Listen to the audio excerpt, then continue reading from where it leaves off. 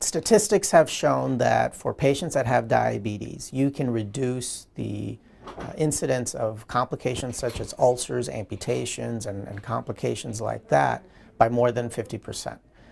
All across the country, studies have shown that if you get your feet checked on a regular basis, then we can keep track of or how your pulse is doing. How's your sensation in your foot?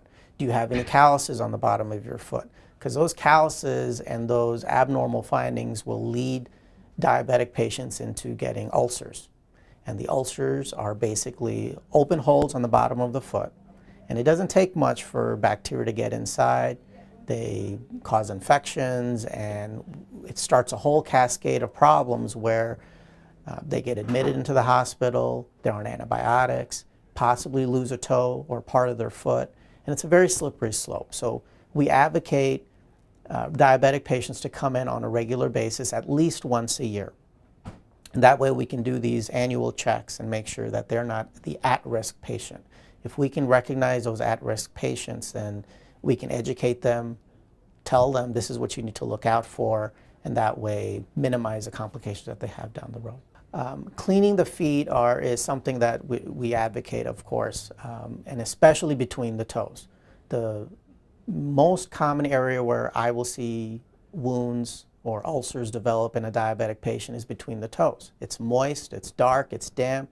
We stick them in a shoe and we don't really look at them until the end of the day. A lot of things can go wrong. So, cleaning with just soap and water. There's nothing special that anyone needs to do. I don't recommend soaking of the feet. I know at the end of the day, the foot gets sore, and that's something that a lot of people like to do.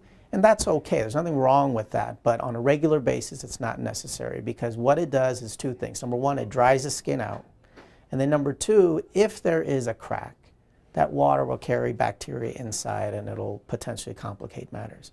The other thing is for dry feet. Patients like to put lotion on their feet, and that's okay, but I tell this to everybody, not just our diabetic patients, do not put anything between the toes.